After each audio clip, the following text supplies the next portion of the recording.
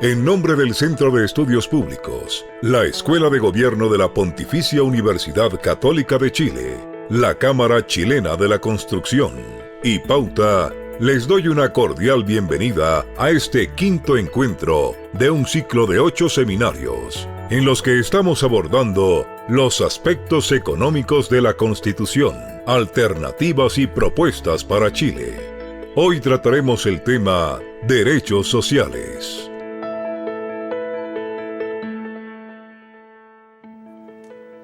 ¿Cómo están? Muy buenos días. Soy Verónica Schmidt y con esa vista muy bonita desde la Comuna de Providencia y desde los estudios de Radio Pauta estamos dando inicio a este nuevo conversatorio. Gracias a todos los que nos sintonizan a esta hora.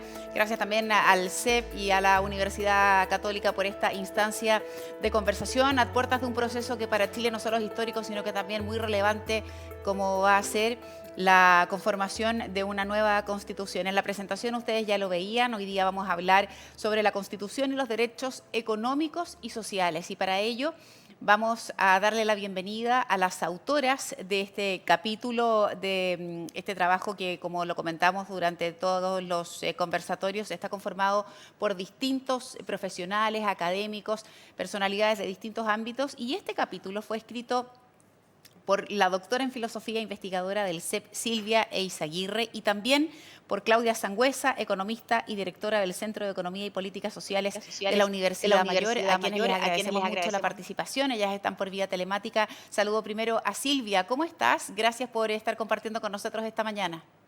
Muchas gracias, muy bien. Gracias por la oportunidad y también a Claudia, que la veíamos ya también desde una de las plataformas telemáticas para conectarse con nosotros. Claudia, bienvenida. ¿Cómo estás? Bien, muy bien, gracias. Muchas gracias por la invitación. Gracias por tu tiempo. Quisiera plantearle a las dos, y a mí me parece súper importante cuando yo analizaba este tema y preparaba esta conversación con ustedes, partir por un marco referencial, porque objetivamente cuando uno dice derechos económicos y sociales, uno podría decir que todo podría caber ahí, es decir, desde el trabajo y el acceso a un mundo económico que puede ser muy amplio también. Entonces quisiera partir por preguntarles, y ojalá pudieran ejemplificarlos, cuando hablamos de derechos económicos y sociales, ¿a qué exactamente nos estamos refiriendo para ir rayando un poquito la cancha? Silvia, ¿te parece que partamos por ti? Y luego le damos la palabra a Claudia. A ver, hay que distinguir los derechos políticos y civiles de los derechos económicos y sociales. Los derechos políticos y civiles se llaman derechos de primera generación, sí, y tienen que ver con el resguardo de la esfera de la libertad negativa o de la libertad que está el resguardo de la coacción del Estado. ¿Eso qué significa? Libertad de expresión, libertad religiosa, libertad de pensamiento, libertad de reunión, de asociación, de emprendimiento, etcétera. También derecho político a votar, etcétera. Y después están estos otros derechos, ¿verdad?, que son posteriores en términos temporales, históricos, ¿verdad?, que tienen que ver con las condiciones materiales para poder ejercer la libertad. Los otros nos aseguran que el Estado no interfiere en nuestra vida privada, pero eso no asegura que nosotros podamos realmente poder ser libres e iguales. Y por lo tanto, lo que se dice es que se requieren ciertas condiciones mínimas para poder asegurar una igualdad ciudadana y poder ejercer nuestra libertad. Y esos derechos tienen que ver sobre todo con materias económicas y sociales, a saber, pensiones, educación, salud, derechos laborales. Y después hay una lista bastante más extensa que puede incluir vivienda, puede incluir derecho a la infancia. Es importante entender que un derecho, cuando uno tiene un derecho, lo que uno tiene en realidad es un título de algo que puede ir a reclamar a la justicia. Buen punto. ¿Ya? Entonces, cuando a uno le dicen que uno tiene derecho, pero que no lo puede reclamar en ninguna parte, en realidad eso es poesía, eso no es un derecho. ¿Ya? Y eso es súper importante. Claro. ¿Y por qué es importante? Porque hay un debate en términos políticos y también filosóficos de si realmente estos derechos sociales son derechos o no son derechos. ¿Ya? Los ciudadanos tienen el derecho innato, por así decirlo, a tener estos servicios y prestaciones del Estado o no son un derecho, sino que son un compromiso ciudadano, etc.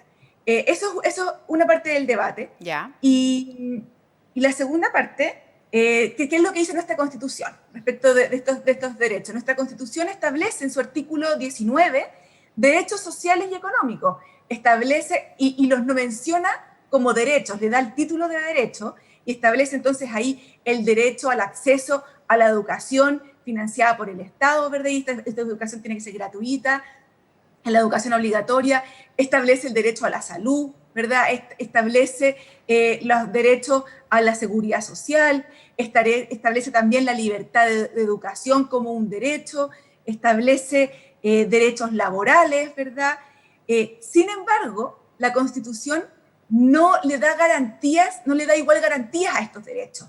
Y lo que hace nuestra Constitución en su artículo 20 es que le da tutela judicial a unos derechos que tienen que ver sobre todo con la libertad de elección, la libertad de elegir el seguro de salud, la libertad de enseñanza, ¿verdad? La libertad en elegir el sistema de pensiones, pero no le da tutela judicial a los derechos propiamente tal, que son el derecho a la educación, el derecho a la salud, etc. Entonces, lo que tenemos en nuestra Constitución es que se parafrasean estos como derechos, pero al final, al no tener tutela judicial, no son más bien que fines o deseos que promete el Estado de buena voluntad, pero que no tenemos cómo reclamar ante la justicia.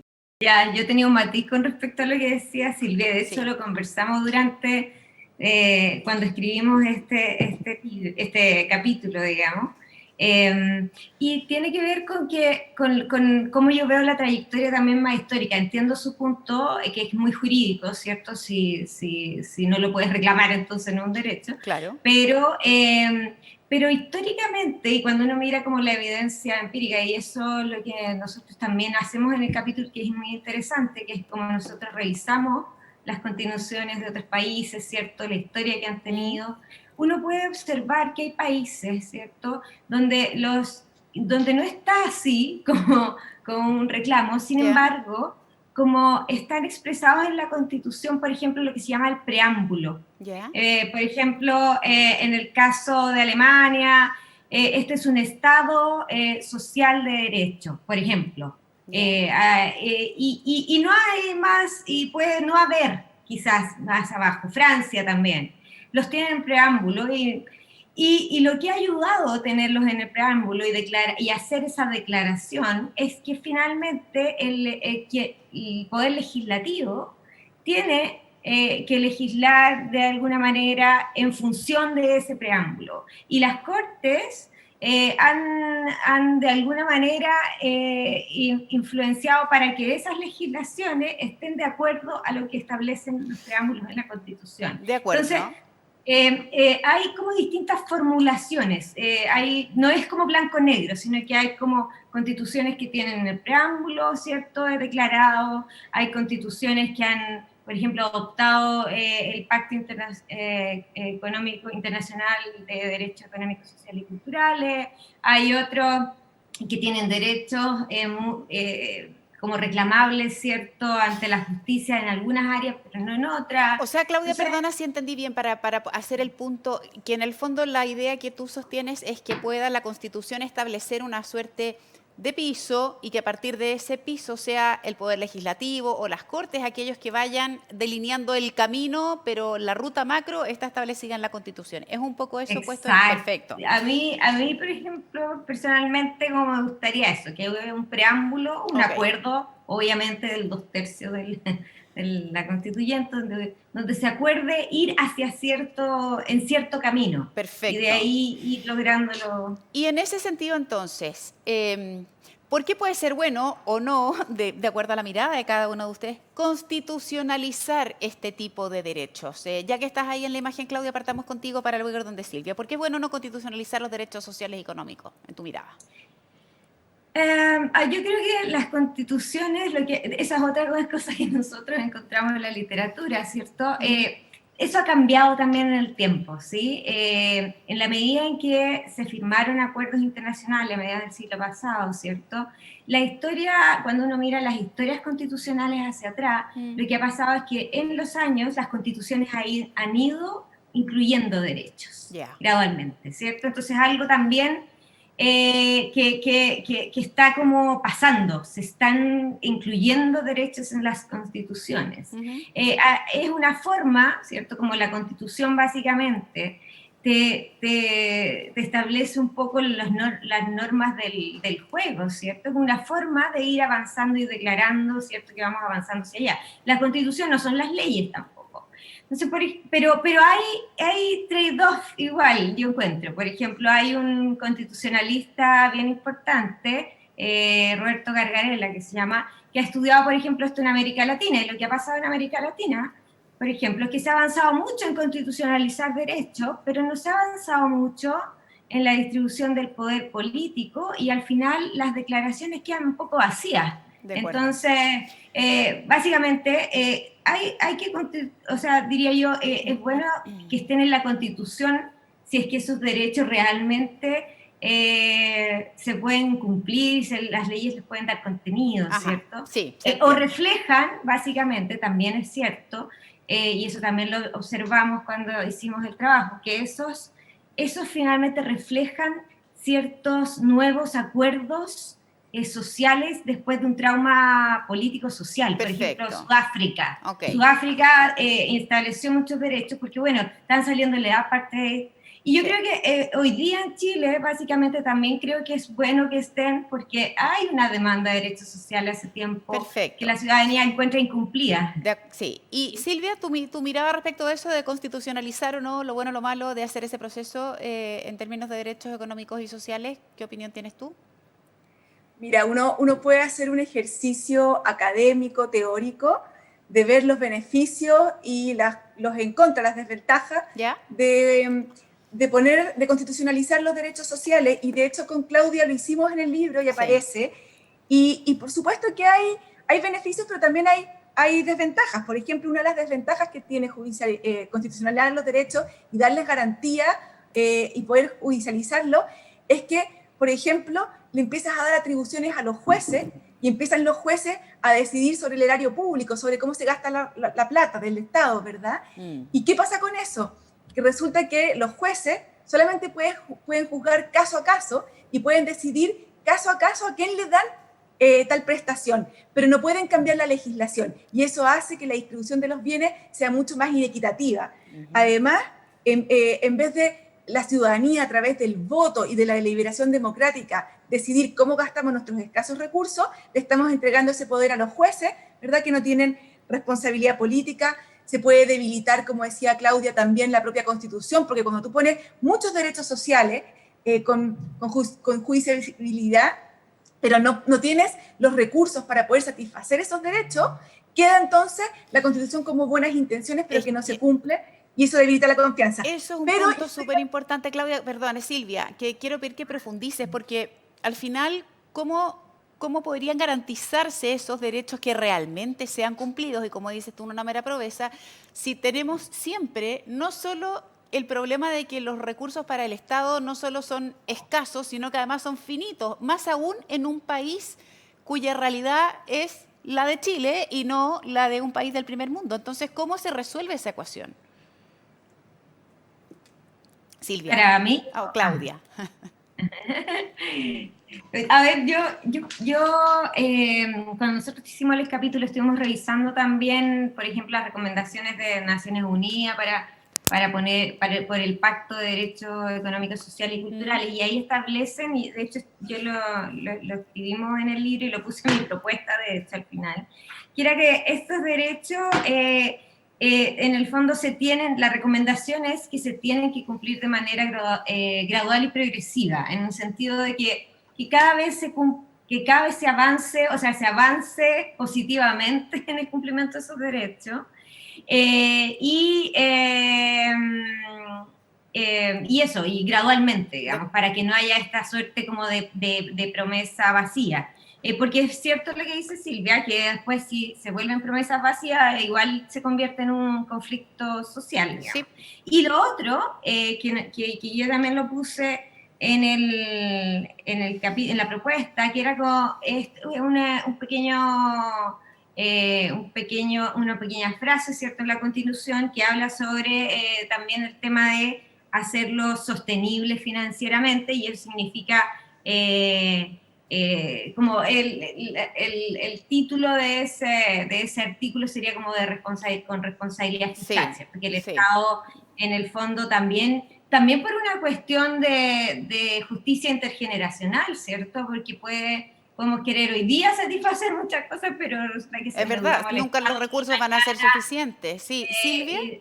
entonces eso. Sí, Silvia, Yo quería quería saber completar tu lo que iba. punto. Sí, Sí, yo quería completar lo que iba a decir antes. O sea, como te decía, esto es un ejercicio teórico, académico, pero como decía Claudia, el debate constitucional es un debate situado, es un debate histórico. Nuestra constitución da cuenta no solamente de los conflictos y tensiones sociales que existen hoy día en Chile, sino que también da cuenta de nuestra historia y nuestra tradición. Es decir, no sería tan fácil, por así decirlo, decidir para Chile, oye, nos vamos a un sistema federal, parlamentario, ¿verdad? claro. Sin derechos sociales, partimos de cero.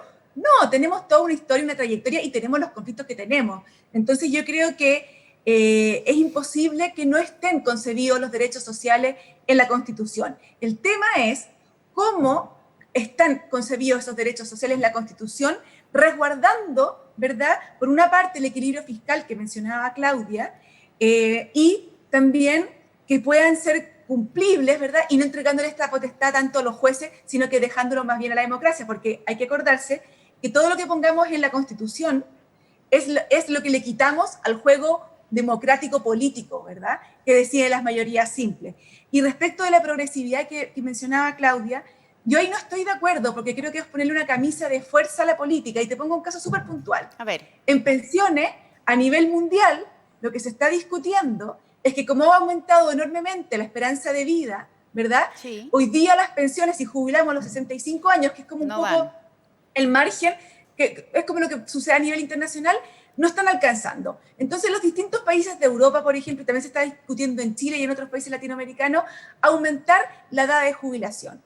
Eso claramente es regresivo en términos de derechos, ¿verdad? No Claro. estamos adelantando la edad de jubilación, que sería lo progresivo, sino que por el contrario, lo estamos retrasando.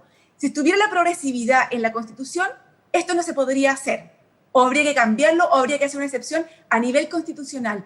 Por eso yo creo que dado que nuestros derechos sociales implican recursos económicos, tenemos que poder satisfacer estos derechos en función de nuestros recursos. Si Chile el día de mañana logra ser un país desarrollado y rico, fabuloso que progresemos. Claro. Pero si tenemos una crisis económica importante, me parece que es inevitable que vamos a tener que retroceder. Y creo que ese retroceso o progreso no va a estar, no se va a suceder porque está en la Constitución escrito.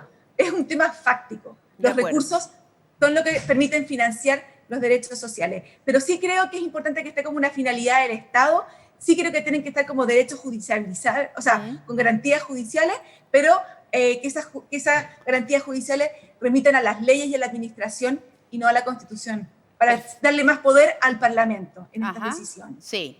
Sí, Claudia, dime. Algo que quería agregar ahí era que otra cosa que nosotros hicimos, como mirar la historia constitucional chilena. Entonces, buscamos hacia atrás, ¿cierto? ¿Cuáles son, o sea, cómo ha sido la trayectoria en las constituciones de Chile, ¿cierto? Del establecimiento de distintos derechos. Y también miramos la constitución, por supuesto, actual. Y algo que hay en la Constitución actual, sobre lo cual yo también estoy bien en desacuerdo y no debería quedar en la nueva Constitución, según yo, es, ¿cierto?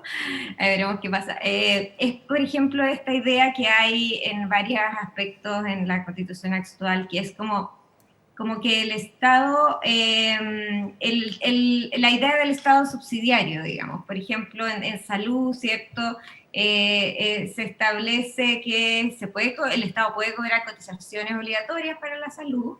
Sin embargo, las personas, esta cotización puede ir a una institución privada o a un seguro público, ¿cierto? Y lo que pasa es que termina segregando, el Estado termina primero, o sea, en general estas cotizaciones a la seguridad social en otros países se entienden como impuestos, ¿no? Impuestos al trabajo, ¿ya? Entonces, esos impuestos terminan yendo a instituciones privadas, ¿cierto? Con fines de lucro y se segmenta se segmenta la demanda, por decirlo. Sí. Te queda una pequeña población con el sector privado, con precios altos, con buena calidad, y te queda el resto en el sector público, y no hay solidaridad. Sí. Entonces, ahora, yo no estoy de acuerdo con ese tipo de política, pero el problema es que está en la Constitución hoy día. Entonces, si tú dejas eso abierto, o sea, no dejas que obligatoriamente tú tengas que financiar, el Estado tenga que financiar instituciones privadas, tú se lo dejas abierto al diseño de política pública, que es en la ley, y esa es la discusión política que tiene que haber, y va a ser una disputa, pero no lo dejas constitucionalizado. Claudia, ¿cierto? Y en ese punto, o sea, entiendo el punto, y entonces ahí hay una contramirada que dice, ¿qué rol entonces va a jugar el válido esfuerzo personal de las personas en términos de derechos económicos y sociales en aquello que dice relación con bienes materiales? Es verdad que debiera haber un piso, o sea, en el fondo que ningún ciudadano en el mundo, y en particular que ningún chileno, pudiese ver o no poder llevar una vida digna producto de su incapacidad de trabajar o lo que fuese. Pero también hay otro eslabón y una contramirada que dice dónde queda entonces el esfuerzo y la superación personal en aquello que es estrictamente material, para alcanzarlos. ¿Cómo ves tú ese punto? Yo creo que eso en la Constitución en general está en el aspecto más de la propiedad privada. Okay. O sea, yo creo que ahí cuando se resguarda la propiedad privada y se protege eso, aunque haya límites ¿cierto? Siempre hay unos límites que tienen que ver con el valor social, no, ya no me acuerdo el concepto, el valor social de la propiedad, ¿cierto? Pero yo creo que la propiedad privada básicamente te da ese incentivo, ¿no? Sí. ¿Cierto? A tener cosas, digamos. Silvia, perdón, el punto que plantea Claudia es relevante, eso de que aquello que tiene que ver con el válido esfuerzo personal para alcanzar mejor condición en bienes materiales debiera quedar resguardado en la propiedad privada, que es otro de los capítulos del libro, a propósito, sí. que está también con un debate súper interesante. ¿Cómo ves tú ese punto? Todo lo que quieras. Sí, a ver, yo estoy de acuerdo con Claudia en que yo creo que no es ideal que en la Constitución esté establecido el rol subsidiario del Estado, pero así como creo que esa definición debiera decidirla la ciudadanía democráticamente a través del voto, tampoco creo que el Estado debiera quedar definido en la Constitución como un Estado de derecho social, porque me parece que justamente son definiciones que ojalá las decidan las personas, las mayorías, ¿verdad?, que cambian a lo largo de la historia y no que queden establecidas en la Constitución marcando una ideología en detrimento de la otra. Eso es como un punto. Yo creo que el tema de la subsidiariedad no debiera estar en la Constitución. De hecho, en el capítulo de subsidiariedad en el cual trabajé, nosotros revisamos las constituciones europeas, ¿verdad? Y la gran mayoría de las constituciones europeas no se pronuncia respecto de cómo tienen que estar provistos los derechos sociales. Silvia, perdona, ¿te puedo pedir un favor? ¿Podemos aclarar qué es lo que entendemos realmente cuando hablamos de un Estado social o un Estado subsidiario? Porque a lo mejor yo tengo una idea que es diferente de la tuya, pero yo creo que es súper importante decir que ¿podemos dar un marco referencial de lo que significa un Estado subsidiario o un Estado social? Así bien en lo concreto. Mira, qué buena tu pregunta, porque existe una amplia comprensión, o sea, de qué significa Estado subsidiario. Por eso te lo preguntaba, porque yo hablaba con gente que me dice una cosa y me dice, no, nada que ver, lo que pasa es que el subsidiario, y uno dice, a ver, preguntémosle a los que saben, ¿de qué es quién esta historia? Explícanos, por favor. A ver, el principio de subsidiariedad tiene como dos dimensiones. Uno tiene que ver con cómo se distribuye el poder al interior del Estado. Y a saber lo que dice el principio de subsidiariedad es que hay que darle más poder al territorio local, digamos, y en última instancia entra al nivel central, de manera que descentralicemos el poder. Y la otra dimensión tiene que ver la relación del Estado con la sociedad civil. Y ahí lo que dice el principio de subsidiariedad, de alguna forma, es que el Estado entra ahí donde la sociedad civil no puede resolver los problemas o no puede proveer esos servicios, ya sea porque no quiera o porque de verdad no pueda, porque el servicio que se requiere es de otra naturaleza. Okay. Y ahí entra el Estado, ¿ya? Y este principio de subsidiariedad, por ejemplo, está en las bases ideológicas de la democracia cristiana alemana, de la Angela Merkel, ¿ya? Sí. Para decirte que un Estado como Alemania, que uno pensaría que es un Estado social, no entra en contradicción con un Estado con principio de subsidiariedad que podría ser incluso complementario. De acuerdo. ¿Verdad? Porque la subsidiariedad tiene que ver con cómo se proporcionan, por así decirlo, los derechos, cómo se satisfacen los derechos, y no que no estén los derechos contemplados en la Constitución. Ok. Pero hay una interpretación del Estado social más estatista, donde se considera que el Estado social es un Estado no solamente que contempla ciertas condiciones mínimas para todos, sino que también un rol mucho más fuerte del Estado en proveer esos servicios. Y ahí hay un debate interpretativo, ¿verdad? Y mi posición para no poner el Estado como derecho social, como Estado social de derecho en la Constitución, es justamente que como hay una amplia interpretación de lo que significa un Estado social y quién debe proveer esos servicios, el que termina decidiendo esto es el Tribunal Constitucional, como ha pasado en nuestra historia constitucional en Chile. Y resulta que el Tribunal Constitucional, ya hemos visto, ha cambiado a lo largo de la historia la forma de interpretar la Constitución y la cambia en función de cómo está constituido ese tribunal. Entonces a mí me parece más democrático dejarle esa definición a la ciudadanía y por lo tanto que no esté en la Constitución a entregársela al Tribunal Constitucional. Pero yo el punto que quería hacer era respecto de la provisión justamente. Yo estoy de acuerdo con Claudia que no debería estar el Estado subsidiario como en la Constitución definido, pero es importante entender que el hecho de que las personas tengan libertad de elegir su seguro de salud o su seguro de pensión o la educación, ¿verdad? El hecho de que la educación financiada por el Estado pueda ser provista por privados o por el Estado, al igual que la salud, no implica necesariamente, yo creo que esa es un poco la diferencia que quiero hacer con Claudia, no implica necesariamente que acá hayan dos salud de distinta categoría, una para ricos y otra para pobres. Si tú miras Holanda, Alemania, Bélgica, la gran mayoría de los hospitales públicos financiados con recursos del Estado en esos países son privados. La gran mayoría de esos hospitales son privados con fines de lucro, ¿ya? Pero tú vas a esos hospitales y tú no puedes ver la diferencia entre un hospital del Estado y un hospital privado. Y todos los ciudadanos tienen acceso a los mismos hospitales y tienes, por ejemplo, en Alemania y en Holanda, solamente seguros privados. No existe el seguro público, no existe el FONASA, por así decirlo. Yeah. Por lo tanto, lo que uno observa cuando ve los distintos sistemas de educación, de salud, de pensiones, es que existen distintos modelos y distintas formas de hacerlo, ¿ya? Y puede haber privado, puede haber Estado, puede haber una combinación, o puede haber solo Estado, como en Inglaterra, por ejemplo, que también lo hace muy bien. Y eso no significa en ningún caso que existan dos subsistemas, uno para ricos y uno para pobres, sino que en estos modelos se resguarda un ámbito de acceso igualitario en calidad a estas prestaciones y estos servicios. Por lo tanto, lo que hay que sobre todo cuidar, me parece a mí, es que en las regulaciones son los principios fundamentales que orientan el diseño de la regulación, donde deberíamos tener un sistema que, independiente de si sea 100% estatal, 100% privado o mixto, lo que es importante es resguardar ese acceso igualitario que nos da igual ciudadanía. Me parece que eso es lo importante. Sí. No necesariamente quién lo provee, porque como te digo, hay distintos modelos. Es cosa de mirar los países nórdicos, Bélgica, Holanda, Alemania, Canadá, y vas a encontrar distintos modelos y que funcionan bastante bien. Claudia, ¿qué riesgos les ves tú a eso, ya que tienen una mirada diferente? Sí, tenía un matiz respecto a la interpretación del Estado social. Bueno, esto es en parte un poco por lo que alcanzamos a leer, y yo puse ahí un párrafo, de hecho los invito a leer el libro. Esta es mi propuesta explicado lo que significa Estado Social y Democrático y Derecho.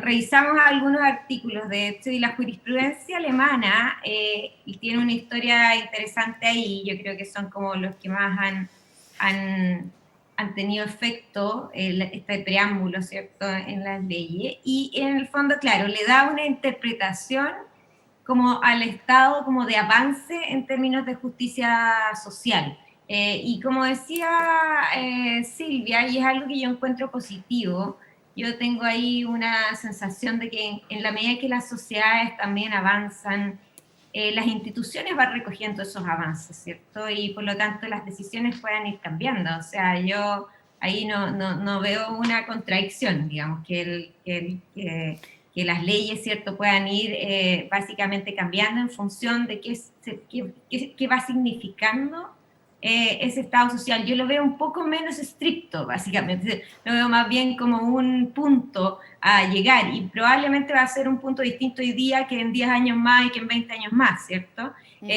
Pero sí es una responsabilidad que tiene el Estado de resguardar eso. ¿Cómo se hace eso? Ya eso depende, yo ahí le doy un rol como a la política, Claudia. cierta preferencia, y en ese sentido estoy de acuerdo con Silvia, hay distintos esquemas, hay unos que son positivos y negativos, a mí me gusta más un NHS como el de Inglaterra, ¿cierto? Pero eso lo verá la ley y no puede estar incluido, ¿cierto?, en la Constitución. Claudia, ¿y qué riesgo le ves a esos modelos?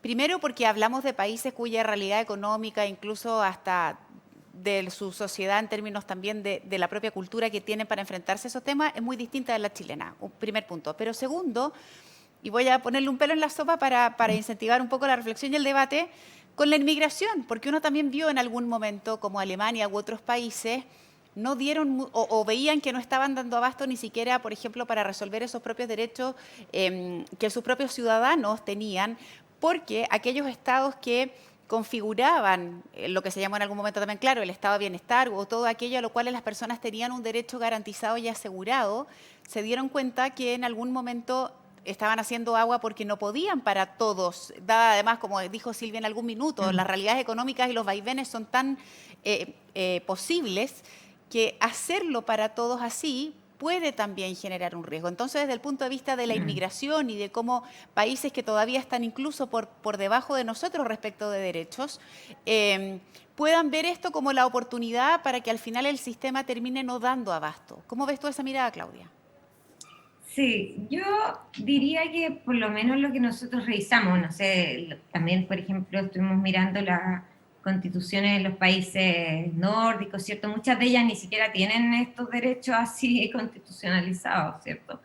Básicamente los avances, creo yo, tienen que ver más allá de la Constitución. O sea, la Constitución te da un marco jurídico, ¿cierto?, normativo de hacia dónde ir, pero la Constitución no logra cosas, ¿cierto? Es la economía y la sociedad, ¿cierto?, y la política la que logra las cosas. Y por lo tanto, lo que la Constitución sí tiene que hacer es no impedir que se logren los avances, los cambios sociales, y para que permanezca, porque si no, no vamos a estar cambiando la Constitución cada 5 años, ¿cierto? Entonces, estos países han avanzado en la medida en que han resuelto también conflictos, o sea, todo no ha sido color de rosas en estos países, han tenido conflictos y conflictos violentos, ¿cierto? También en algún minuto de su historia, ¿cierto? Y lo han solucionado y han cambiado sus políticas públicas, y hasta el día de hoy permanece como en la memoria social, ¿cierto? El valor por las soluciones de esos conflictos. Y yo creo que de eso se ha tratado, y bueno, gradualmente han aumentado, ¿cierto?, las cargas tributarias para financiar esos derechos sociales. Hay un valor también por la igualdad que dan no sé, en estos países. Perfecto. Estamos a propósito, quiero recordarles. Y el tema entonces yo... ¿Sí? Sí, Perdón. Claudia, perdona, termina la idea. Pensé que habías terminado y se produjo un corte. No. Entonces yo lo veo más bien como una cosa de política pública, ¿sí? Más que una cosa de la Constitución. Y lo que sí la Constitución ojalá no sea efectivamente promesas que después puedan conducirnos a más conflictos sociales por una cosa de expectativas, ¿cierto? Sí. Y respecto al tema de la inmigración también, o sea, como hay países, no sé, tú nombraste Alemania, por ejemplo tiene una cuestión muy ordenada de la inmigración, ¿cierto? Básicamente seleccionan, ¿cierto?, a los inmigrantes para poder justamente ayudar a estos estados sociales en ciertas áreas, ¿sí? Yo no lo veo tan cercano al debate constitucional eso. De acuerdo. Más de política pública. Silvia, una de las cosas que para ti en este trabajo tenía especial interés, por ejemplo, como algo posible de incorporar en la Constitución, era el acceso a la vivienda, por poner un ejemplo. ¿Qué riesgo ves de un punto que abordaste al principio sobre que, dado los vaivenes económicos o lo que fuese, todos pudieran ir y judicializar si es que la vivienda a la cual se accede por parte ya como un derecho constitucional no resulta digna? Que ese es otro tema que también les quiero preguntar más adelante. ¿Quién define lo que es digno? ¿Quién define en realidad cuál es el tipo de vivienda que todos necesitamos?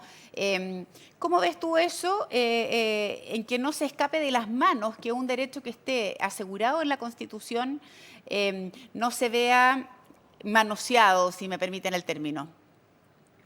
A ver, me gustaría hacer como dos distinciones. Claro, una tiene que ver con el derecho al acceso a una prestación, ¿verdad?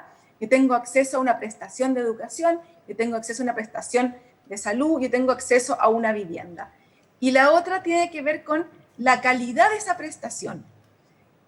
Yo creo que ya es difícil para el Estado asegurar acceso universal para muchas prestaciones, pero eso todavía lo puede hacer. Pero asegurar una cierta calidad en términos, o sea, solamente porque la ley lo establece, es todavía mucho más difícil. Si nosotros quisiéramos asegurar una educación de calidad, necesitamos una transformación cultural probablemente de gran parte de la población, y eso se demora mucho más tiempo, ¿verdad? Puede ser un fin del Estado al cual uno quisiera aspirar, pero es imposible poder entregar, establecerlo como un derecho, porque ¿cómo tú vas a judicializar al Estado? Tendríamos que todos los chilenos judicializar al Estado y que nos pagara la educación en Finlandia, ¿te fijas? No, sería imposible.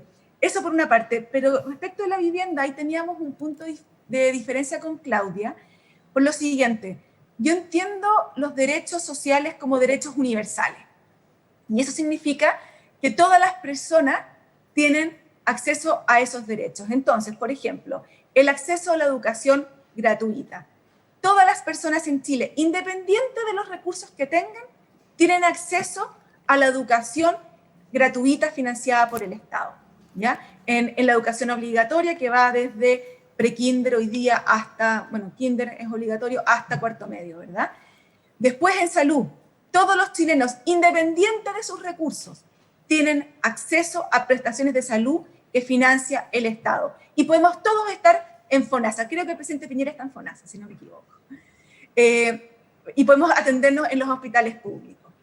Yo no creo que todos los chilenos tengan derecho a tener acceso a un financiamiento de una vivienda independiente de sus recursos económicos. Yo acá sí veo una diferencia. Yo veo que el acceso a una vivienda digna por parte del Estado, ¿verdad?, tiene que ser para aquellos que con sus propios recursos no pueden financiarla. Yo no creo que el señor Luksich o incluso yo tenga derecho a exigirle al Estado una vivienda para mí, porque yo tengo los recursos. Creo que ese derecho es para quienes no los tienen. Entonces yo sí veo acá una diferencia en términos de la cobertura de este derecho. En los otros es universal, en este yo creo que es focalizada para quienes no lo tienen, y por eso yo no lo establecí como un derecho, sino como un deber del Estado. Es deber del Estado proveer de una vivienda digna a quienes no tienen la posibilidad de acceder por sus propios medios, pero hice esta distinción con la universalización. Quizás es un matiz, pero me parece importante destacarlo. ¿Cuál es tu opinión, Claudia, sobre lo que plantea Silvia?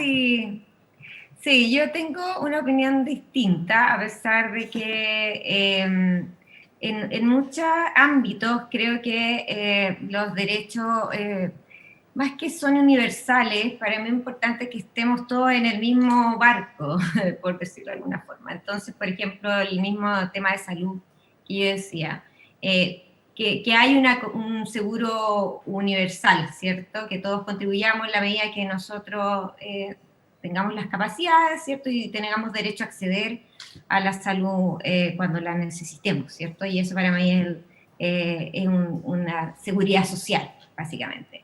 Ahora, yo de todas maneras encuentro que en el caso de vivienda, por ejemplo, hay dos aspectos. Hay un aspecto que tiene que ver con la dignidad humana, ¿cierto? Que es como, y ahí también va como un poco en el preámbulo quizás eso, ¿cierto?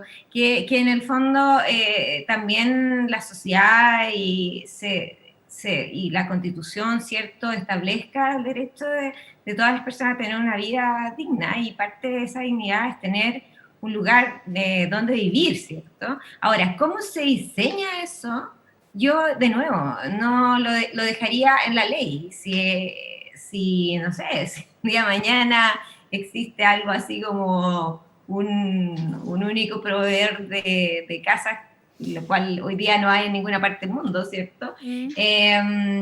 Excepto quizás en Cuba, que no lo tengo claro, digamos, pero en el fondo no se diseña así ese derecho en los países. Claudia, se diseña pero justamente en dejarlo la en la medida ley, que... dejarlo en la ley, pero te pido aclararnos un punto. Dejarlo en la ley no lo supone arriesgarlo, o por ejemplo, en una de las respuestas que nos comentaste, Sí. dejar que sea el Parlamento, la sociedad del minuto, el que pueda ir resolviendo ese camino, ¿cierto? Sí. De una ruta, Sí. sabemos que vamos allá, pero cuál es el camino exacto lo vamos a definir vía ley.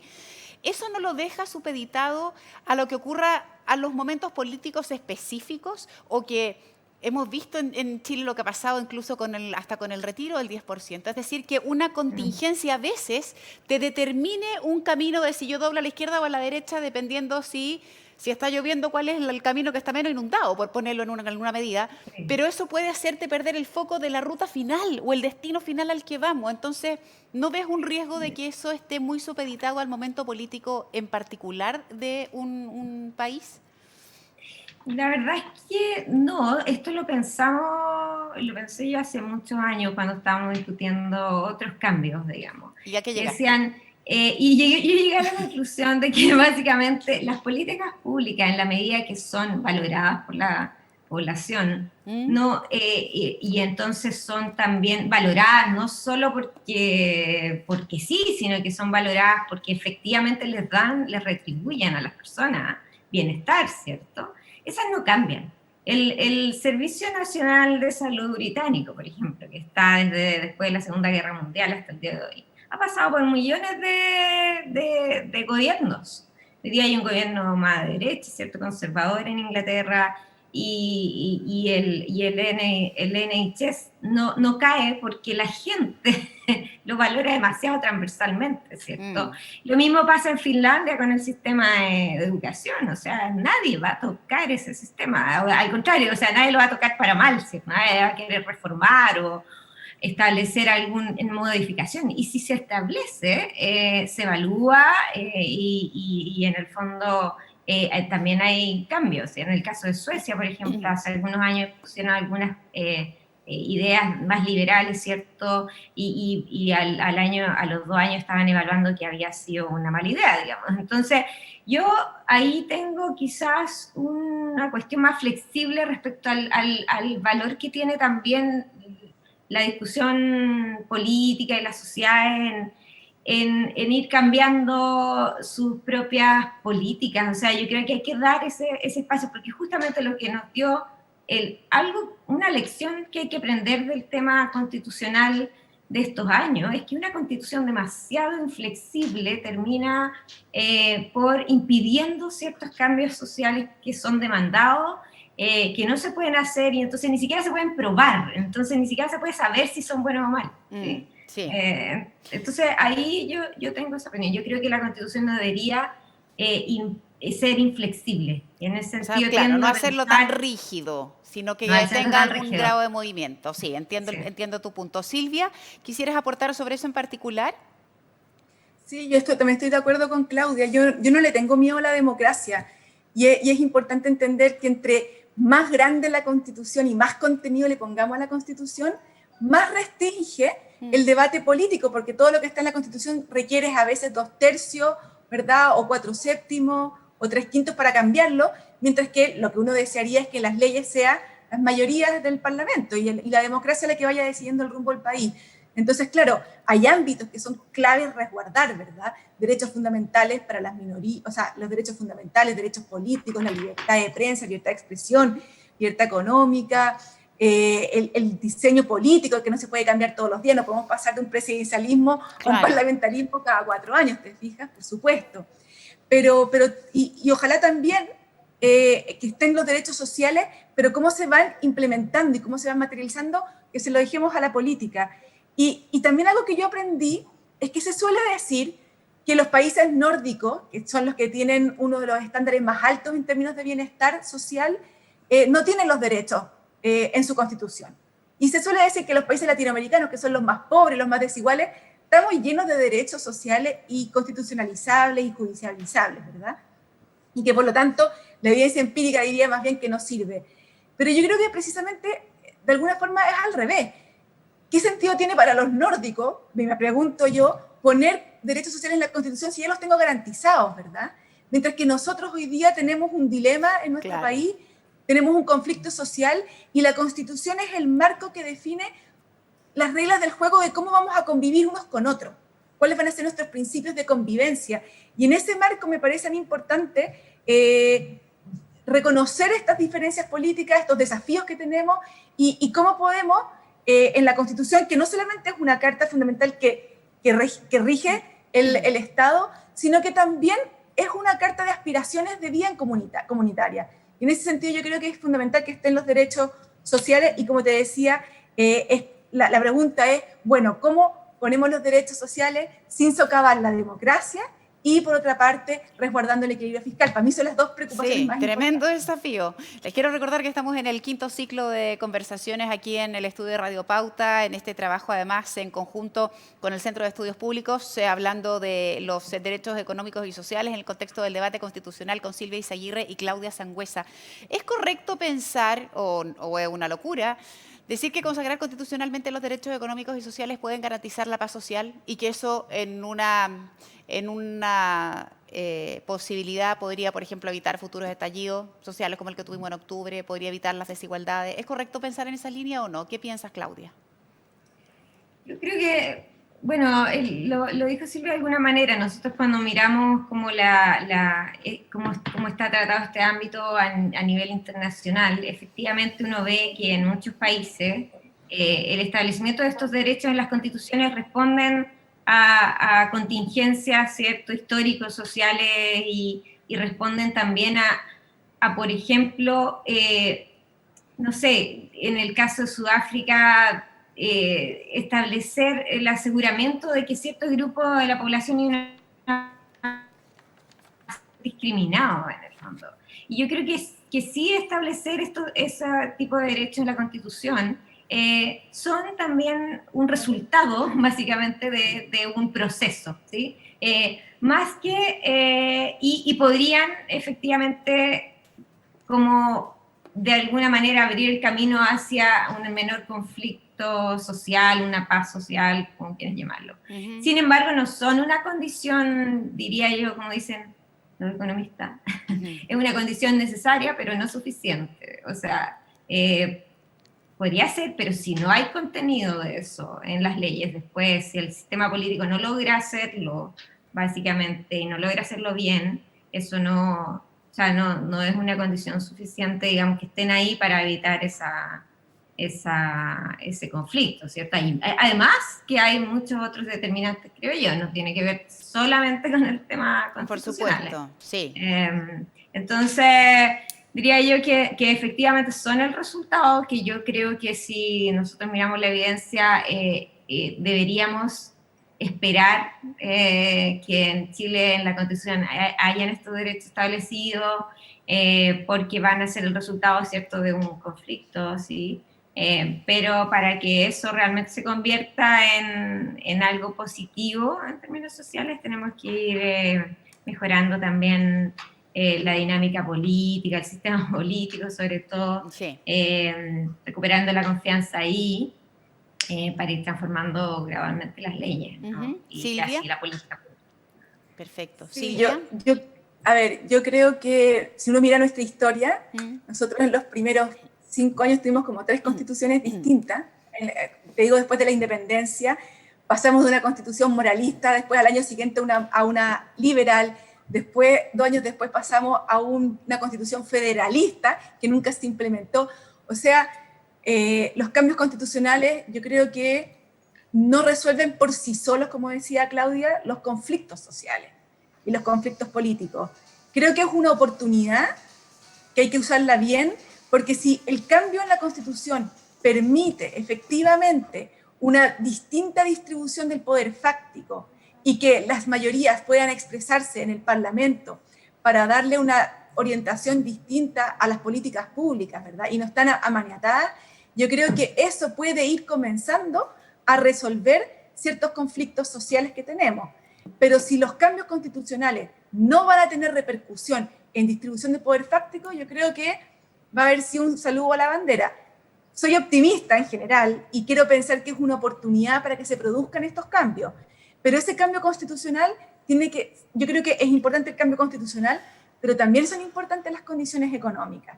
Si Chile, por ejemplo, entrara en una recesión económica muy dura, yo creo que los conflictos sociales, aunque tengamos una nueva constitución, podrían aumentar. Mientras que si la economía floreciera, por ejemplo, y se viera un aumento y un progreso, no solamente económico, sino también social, distribuido en la población, eso también podría ayudar a disminuir las tensiones sociales. Creo que la Constitución es un punto de partida, pero no el punto de llegada. Perfecto. Claudia, ya nos va quedando poco tiempo y me gustaría pedirles a ambas y partir contigo de alguna reflexión importante sobre las expectativas que hay, porque yo creo que de todos los ámbitos que puede abordar la Constitución, y siendo todos tremendamente relevantes, tal vez es el más sensible, porque tiene mucho de una cuestión de anhelos de una sociedad que aspira a estar mejor de manera transversal, o sea, no solo en la educación, en la salud, en nuestra calidad de vida, incluso por ahí entiendo que hay constituciones que plantean hasta la felicidad como un derecho, cuestión que es bien increíble, bueno.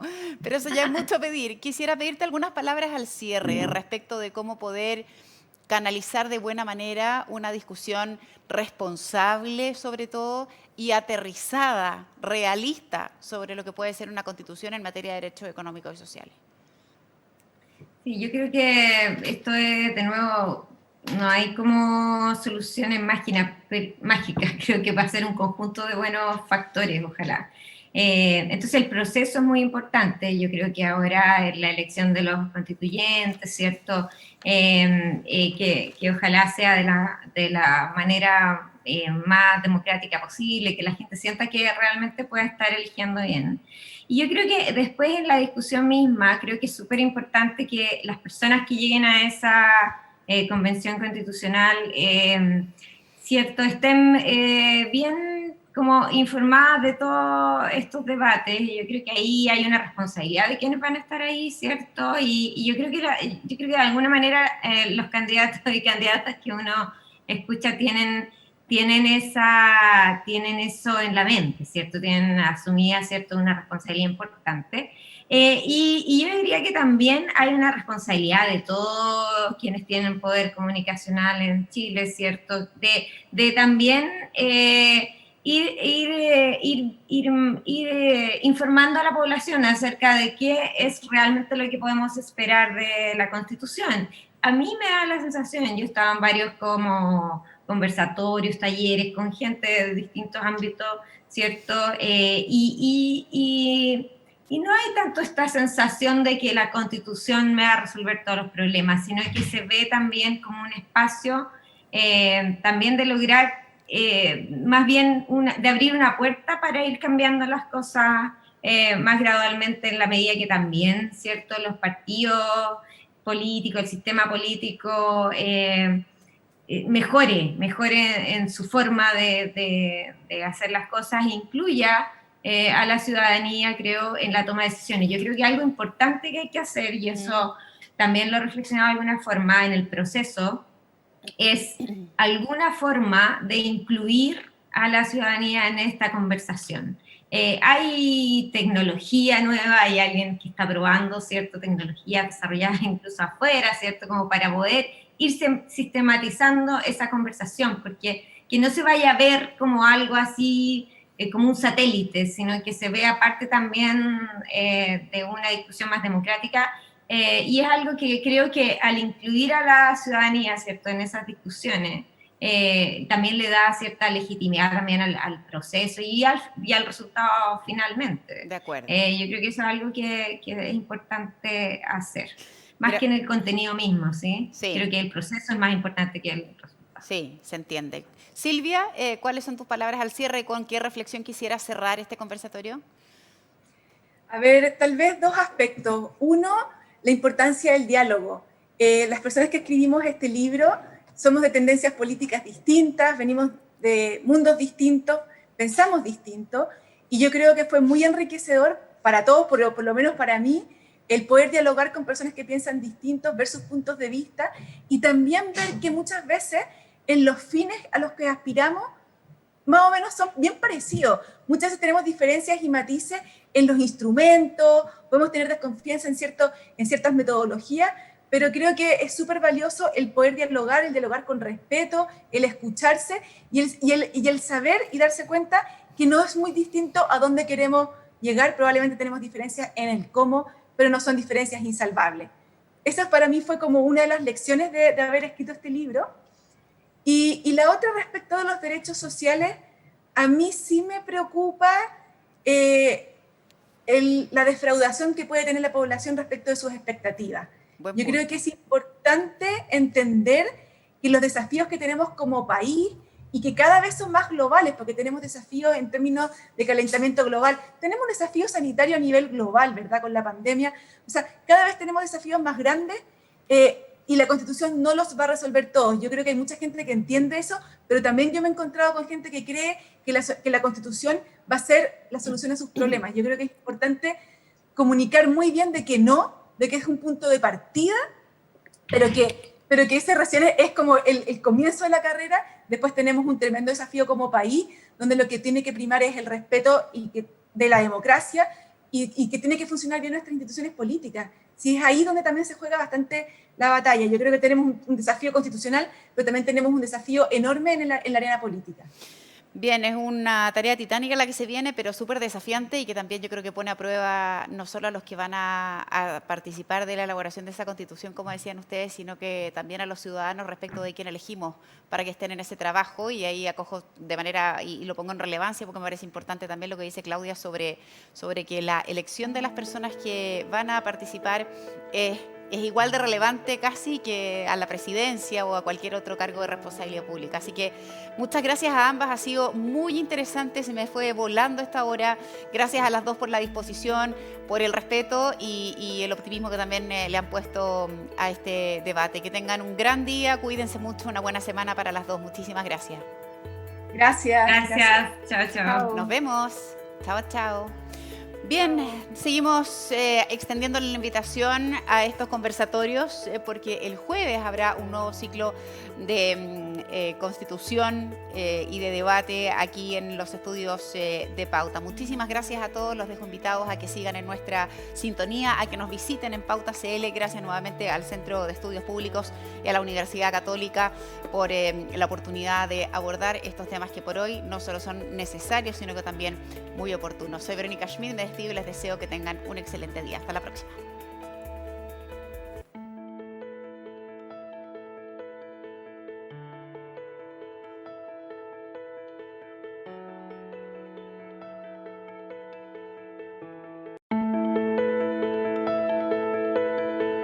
Esta fue la 5ª edición de Aspectos Económicos de la Constitución.